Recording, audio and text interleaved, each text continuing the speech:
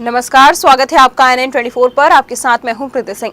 बंदी जिले के देई कस्बे में स्कूली बच्चों को अच्छी तालीम के लिए क्राइम इन्वेस्टिगेशन डिटेक्टिव संगठन द्वारा निर्धन बच्चों को निःशुल्क पाठ्य सामग्री वितरण की गई। कार्यक्रम के मुख्य अतिथि देई थाना अधिकारी दौलत सिंह राठौर रहे व अध्यक्षता क्राइम इन्वेस्टिगेशन डिटेक्टिव के चेयरमैन हनुमान गौड़ ने की। चेयरमैन हनुमान गौड़ ने कहा कि बच्चे देश का भविष्य होते हैं, उन्हें शिक्षा के लिए प्रेरित करना ही संस्था का उद्देश्य है।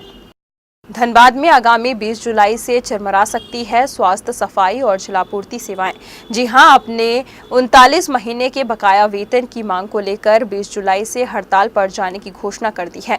आज माड़ा कर्मियों ने जामा डोबा वाटर ट्रीटमेंट प्लांट में एक बैठक कर इसकी घोषणा की। साथ ही रघुवर सरकार पर वादाखिलाफी का आरोप लगाया। आगामी 16 जुलाई तक अगर माड़ा कर्मियों की मांग सरकार नहीं मानी तो 20 जुलाई को हड़ताल संभव है। हम लोग अपना बकाया वेतन कर लेके यहाँ आज एक हम लोग बैठक कर्मचारियों में की कर रहे हैं कि जो हम लोग दो बार 3 बार सूचना प्रबंधन निदेशक को हम लोग दिए कि हम लोग को 16 तारीख तक अगर वेतन बकाया एक मुश्त भुगतान नहीं कर रहा है तो 20 तारीख से हम लोग अनिश्चितकालीन हड़ताल पर तमाम कर्मचारी चले जाएंगे। जलापूर्ति, सफाई कर्मचारी, स्वास्थ्य विभाग।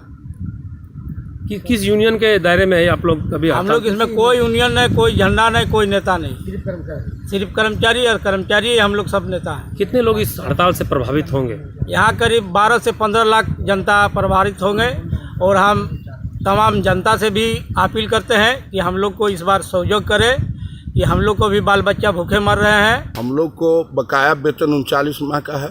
बहुत बार प्रबंधन को लिख के दिए, नहीं मिला।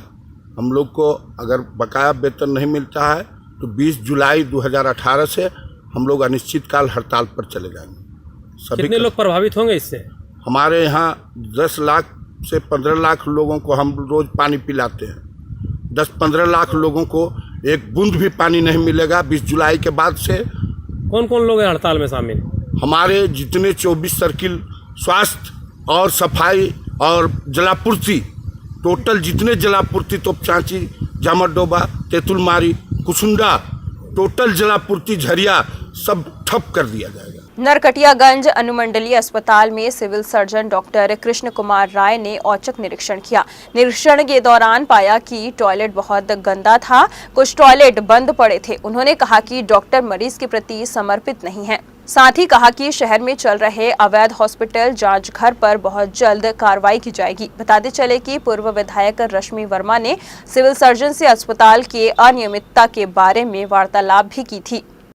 लेबर रूम के देखिए साफ सफाई की व्यवस्था ठीक नहीं, पूरा कचरा जमा हुआ है, बहुत सारे बिल्डिंग का फर्श और क्या कहते हैं छत छूटा हुआ है, पानी लगा हुआ है। इस सबको भी हम चाहेंगे कि भवन निर्माण को हम लोग लिखें, जो कि हमारे अंदर की बात नहीं है। अगर हमको ये लिखते हैं तो हम भवन निर्माण को भी लिखेंगे कि भाई इस सबको क्या कहते हैं बिल्डिंग को रिपेयर करवाया जाए ताकि इसमें हमारा मरीज ठीक से काम कर सके। जहाँ तक दवाई की सुविधा है, दवाई का भी बोले कि IPD में 18, IPD में कितना बोले, ये OPD में 33 है, OPD में 17 या 18 दवाई, जो कि हमारे यहाँ इससे ज्यादा दवाई है। उनको हमने अपना एडवाइस किया कि आप इंडेंट करें और हमारे यहाँ जिला से दवा लें।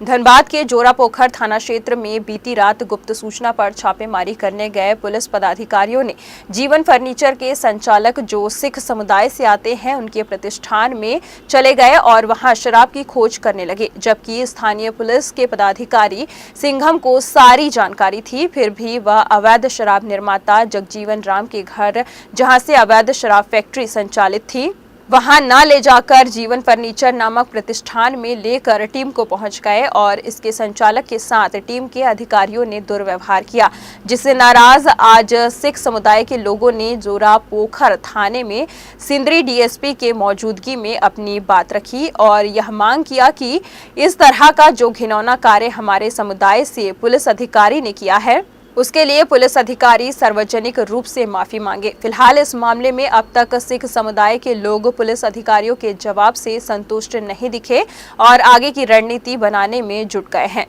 कल रात को हमारी दुकान डिगवाड़ी नंबर में कांड हो गया। 2-3 लोगों ने दम भर मारा और पगड़ी उतार दी और अभी दूरभाष से बार बार सूचना देने पर भी DSP सिंदरी ने आने से किया इनकार। क्या मांग कर रहे हैं आप लोग प्रशासन से? न्याय चाहिए। हमें न्याय चाहिए। हमारी पगड़ी उछाली गई है, ये हमारे धर्म से खिलवाड़ है, इसे हम कतई बर्दाश्त नहीं करेंगे। क्या आश्वासन दे रहे हैं ये लोग इंस्पेक्टर? ये कोई आश्वासन नहीं देना चाह रहे, ये कह रहे हैं आप बात छोड़ दो, खत्म कर दो।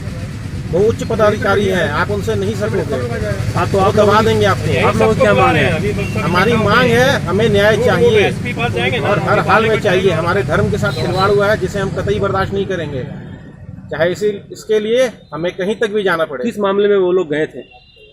जो लोग छापेमारी करने गए थे वो किस मामले में गए थे? क्या वो हमारी फर्नीचर और इलेक्ट्रॉनिक्स की दुकान पे शराब खोजने गए थे। सर ऐसा है कि वो जीवन फर्नीचर करके दुकान है बिगवाड़ी 10 नंबर पे, तो वहाँ पर कोई अफसर सिविल ड्रेस में आए थे। उन्होंने सीधा दुकान में आके स्टाफ को बोला कि भाई गोदाम खोलो, मुझे देखना है। तो स्टाफ बोला कि आप कौन है, आप बताइए। तो उसको इन्होंने ज़बरदस्ती का लपड़ थप्पड़ मार दिया और कुछ बताया भी नहीं कि हम लोग कहाँ से आए हैं। फिर उसके बाद दुकान के मालिक के साथ उन्होंने मारपीट की और इसकी पगड़ी उछाल दी। ये तो मजाक हो रहा है झारखंड में सिखों के साथ में। क्या मांग कर रहे हैं सर? अभी आप लोग आए हुए हैं, किस जगह आए हुए हैं? तो एक ही मांग है कि वो 3 जो भी DSP रैंक के जो भी थे, ट्रेनी थे, चाहे जो भी थे, वो अपनी इस बात को खाली बोल रहे कि भाई हम लोगों से गलती होगी है, बस हम लोग यही मांग है और कोई मांग नहीं। अभी आप लोग थाना आए की भावना के साथ खिलवाड़ हुआ है सर? अभी आप लोग थाना आए थे, क्या मांग कर रहे थे? क्या प्रशासन के द्वारा आश्वासन मिला आप लोगों हम को? लोग प्रशासन से सिर्फ यही मांग कर रहे हैं कि हम लोग के साथ जो हुआ है उसकी उचित कार्रवाई करें। भिलवाड़ा जिला कांग्रेस कार्यालय में हमारी राजस्थान की आन बान शान प्रदेश अध्यक्ष रेहाना रियाज के निर्देशानुसार जिला अध्यक्ष रेखा हिरण के नेतृत्व में गुरुवार को शक्ति प्रोजेक्ट पर बैठक हुई। पूर्वी ब्लॉक अध्यक्ष मंजू पोकरना ने संबोधित करते हुए शक्ति प्रोजेक्ट की जानकारी दी। उन्होंने बताया कि यदि एक महिला भी 5 सदस्य को आप द्वारा जोड़ती है तो अपनी पार्टी मजबूत होगी। और हिरण ने बताया कि हमें प्रदेश में 15 दिन का समय मिला और प्रदेश अध्यक्ष को 2000 का शक्ति से जोड़ने का लक्ष्य मिला और पहले भी भिलवाड़ा महिला कांग्रेस राजस्थान में प्रथम रही है। इस बार भी पूरी मेहनत करके टीम घर घर जाकर लक्ष्य से अधिक राष्ट्रीय अध्यक्ष राहुल गांधी से सीधा जोड़ेगी और आने वाले समय में इससे राहुल गांधी को मजबूती मिलेगी। आइए बढ़ते हैं क्राइम की खबरों की ओर।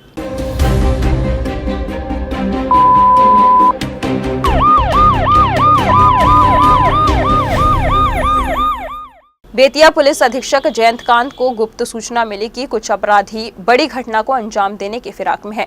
सूचना के आधार पर अनुमंडल पुलिस पदाधिकारी नरेश अहमद के नेतृत्व में एक टीम गठित किया गया।